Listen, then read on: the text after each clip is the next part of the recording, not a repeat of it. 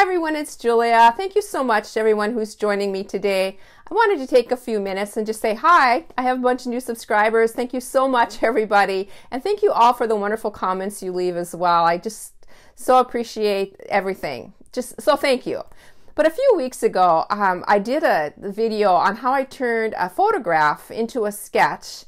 And I wanted to turn that into a project this week and show you a little bit of what I've been up to. I'm going to link that video down below. I used the app Procreate on my iPad to do that, to turn that photograph into a sketch. And so I'll link it up on the iCards as well. So you can go back, and if you didn't catch it, you can see what I'm talking about. But what I did was I turned it into a mini art quilt. A little bit about me. I think I maybe mentioned this before, but I've never really felt I was a quilter. And I wasn't really... I mean, there's so many people who are just so hooked on it. And I never, the thing is, I'm not a rule follower. And I always felt that in order to quilt, you had to follow a bunch of really rigid rules. And I just didn't think that was for me. But I stumbled upon, in the last several months, just a few YouTubers and a few fabric collage artists. And I discovered fabric collage quilting, and it's such a form of art, and I've just my wheels are just turning, and I really have been enjoying it. And so that's what I did with this sketch, is I turned it into a mini collage quilt. And this is a beginner's project because I'm a beginner, but I wanted to try some different techniques and just see what I liked and maybe what I would do differently. So I hope you enjoy this, and let's get started. I do have the pattern available in my Etsy shop if anybody else wants to create this mini collage quilt. This is the original photo that we worked on a couple videos ago, and the sketch that we turned from the photo into a sketch. And then I went ahead and I enlarged it. With the pattern, you will get 4 pages that need to be taped together, and I do have red marks where you can tape, or you can line those up so you know where to get them into place. On the design also, I have the colors that I use, but I just basically numbered them, and then I have a coordinating fabric guide. Now, I did not buy any extra fabrics. I was able to find things in my stash. So this gives you a guideline on what I use. But boy, use your own thing and your own color combinations. Each leaf has a main color. And then I do have a shadow and a highlight on each of the leaves too, just to give it some interest. And those are all labeled on the fabric color chart. You will notice also on the design, there's a letter, and I circled that in red. The letter is also in red, and it's letters A through H, I believe. And that is just the sequence and how I put the leaves on my design. Some of them are overlapping, so you want the bottom layer on first, and that just indicates which ones that I worked on first. So I started with A and then went through H. Once you get this all taped together, I did use another template that I lay on the top of my design that you want to be able to see through. So tracing paper works. I actually just went to my kitchen and got some parchment paper, and you can see through that very well. So you do want to get the basic outline of the leaves on it, and also the basic outlines of the shadows and highlights. And then I also went ahead and did the colors that I needed. Here's the fabrics that I've chosen for my backgrounds. Similar, I have about 4 or 5 of them. I thought that the fabrics for my leaves would really pop on that background. Here's my leaf fabrics. There's 4 main ones, and then the other ones are the shadows and the highlights that I've chosen for each of the main leaves. And that's all on the fabric guide. You can see a little closer on that. I did label these with a little piece of tape. I also picked out some fabrics for embellishments. I love this little bird. Someone had sent this to me. It's a little stamped image of a bird. I'm going to try to add that, and also that bright colored fall flower fabric. This is my foundation piece. I'm using just a piece of muslin measuring 20 inches by 24 inches. I do have my cotton batting that I will be using, and then the backing as well. And I'm not going to use this part of it until after my appliquing is done. The last thing I'm going to be doing is the quilting, so I'm setting that aside. But I do use a Steam-A-Seam 2 for this. I'm going to try that product out. And then I also have some temporary fabric glue. You can also use school glue. You do want a glue that's washable. I'm going to be using freezer paper method to apply my appliques. And it's onto the background. Now I cut these pieces 4 inches by 4 inches.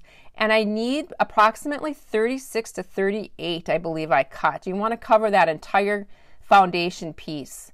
And I'm just laying these on my Steam-A-Seam 2. This is a tacky product. It has like a adhesive on it. It's interesting. It does have a tacky side, so I can lay these out, but I can reposition them. It's almost like a Post-it note.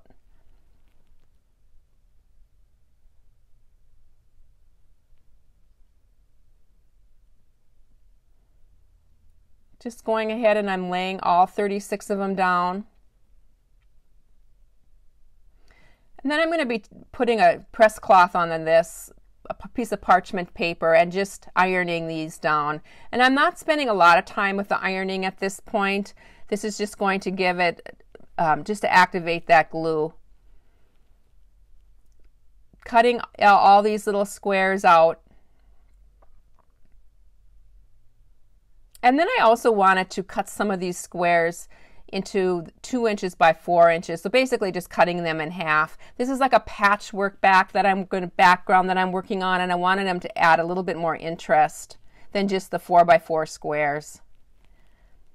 Removing that paper backing now, and again, these are similar to a Post-it note. So I can again move these around wherever I want them. If I decide I don't like something someplace, they can easily come up and you can reposition them.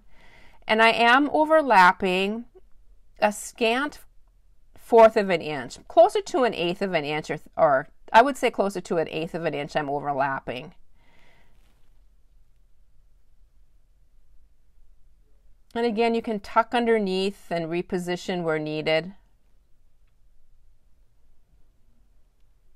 I want to cover my entire piece, my entire background or foundation piece.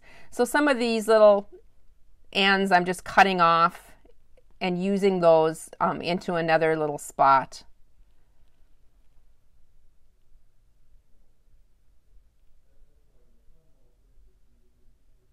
I have it almost completely covered now. And now it's on to ironing this, and I'm taking a little bit more time here and using my steam to activate this glue completely.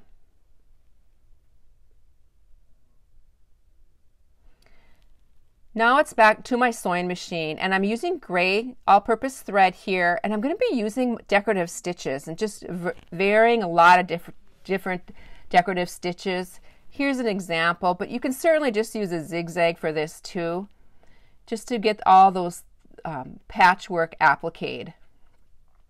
It's on to doing my leaves now, and I'm using the freezer paper for this. You can see I did draw this one out already, but you want to just trace your design right on the paper side of your freezer paper. And so that plastic side is down, and I'm drawing on the paper side and just tracing all the little pieces. I'm also labeling the color that I need. This just helps me out when I'm putting this onto the fabric, just getting the right color fabric. Rough cutting now, and this is where I use my paper scissors.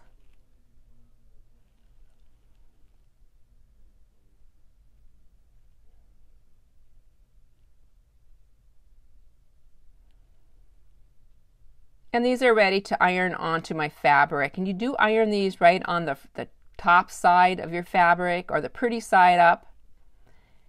and then on to cutting. And here I'm using my better scissors, not my best scissor, because I'm still cutting through paper, but I'm using a scissor sharp enough to go through that fabric. Ironing these little details on as well. Now this is the tracing paper, and I have my design traced. I'm centering that on top, and I'm just pinning the top of it. I just want to pin the top because I need to be able to lift this up and get my pieces underneath and positioned where I need them to be. Just scooting that first piece under there, getting it lined up. This is the leaf A. Now I did label these leaves because the first 5 leaves go down and then the next 3 leaves go on top of it. So I want to get those first 5 leaves down first. So I'm starting with leaf A, putting a little bit of glue just on the edges, and just folding up but keeping that leaf in the right placement on my background.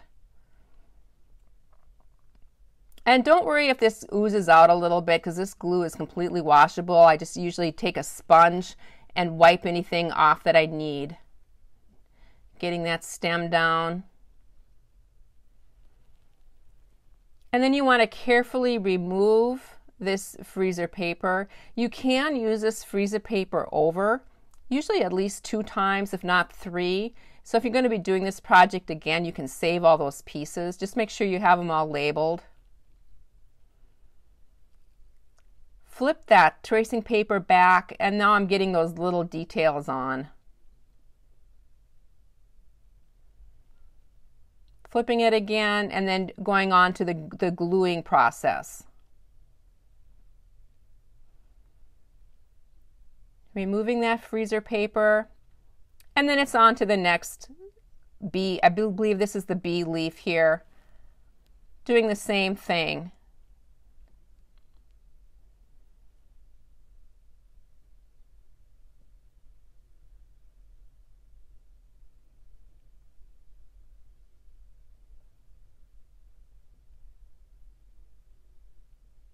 My first 5 leaves are glued on, and now it's to what I call thread painting.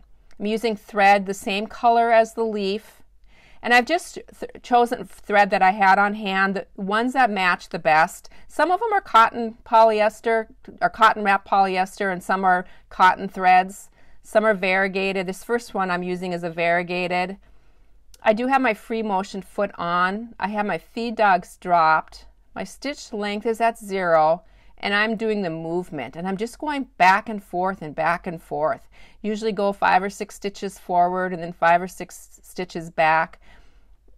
It doesn't matter if you get off a little bit. Sometimes I like the look of it, the stitches going on the background. Mainly want to just cover those edges.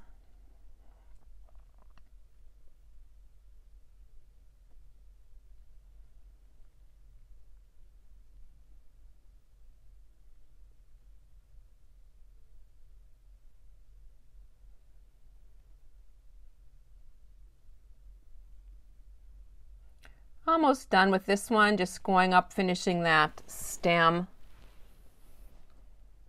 And these are all sewn on.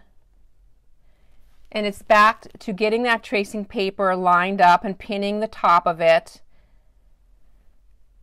And then finishing those last 3 leaves. And these are the ones that are going to be placed somewhat on top of the other leaves.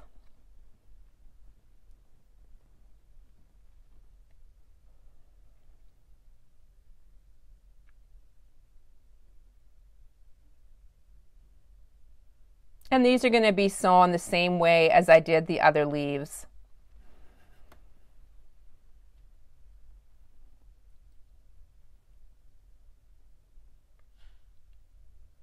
Now it's on to the embellishments. I found this little thing that says "May good things grow." I thought that was appropriate too. And wanting to add some of the adhesive, paper adhesive, to the back side of these embellishments. So much like the background, I'm just laying it on this steam-a-seam and going to be fussy cutting all these out.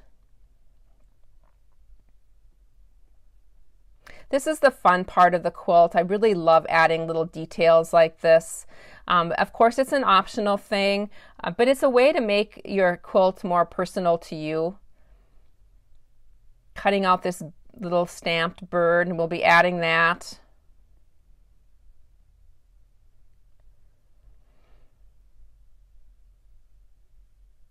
I'm going to be using some of those black flowers as well, but those already had, I think it was Heat and Bond Light on the back of them from a previous project. Yeah, these little black flowers, these have already had stuff added to them, so I don't have to do that.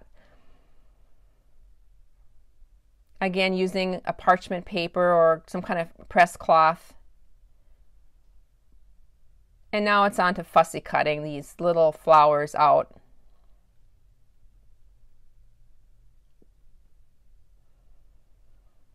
I laid this on my bigger mat just to make sure I figured out what I wanted and where I wanted it, and decided up the bottom right corner and the upper left. Just kind of, I filled it in a little and just looked really nice. Once I had it to where I liked it, I added the steam and got those pressed down, and then edge finished them the same as I did the leaves. And now the appliquing is all going to be finished, and it's on to the quilting. I'm putting my top piece now, my top quilt top, on my quilt batting and backing. So I'm making a sandwich and just pinning this into place. I'm going to be taking this to my machine and doing my free motion quilting. I decided what I wanted to do was just use cream colored thread to match the background, and I'm going to be just stitching around each of the leaves to give that a quilted look, and then echoing those shapes onto the background. And you'll be able to see it here in a little bit. I'm just going to be echoing that leaf shape. There you can see it. And then I also filled in the detail of the veins on the leaves. And now doing my squaring up and removing all that excess. I do not bind this quilt in this video, but I'm going to be uploading a video in a couple days showing how I do the binding. I wanted just to have a video just on the easy quilt binding. Just something for more of a reference for future.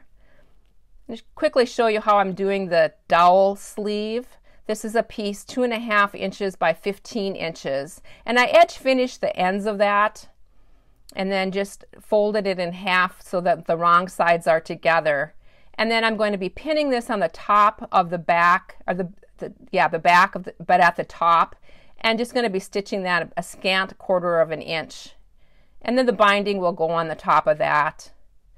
I do have some pictures here at the end. I hope you enjoyed this video. I thought it made a great wall hanging, but also a wonderful, just a table centerpiece for this upcoming month. I'm going to have this on my table through Thanksgiving. Thank you everybody who's joined me. I do have some more pictures here. I hope you have a chance to create. Bye for now.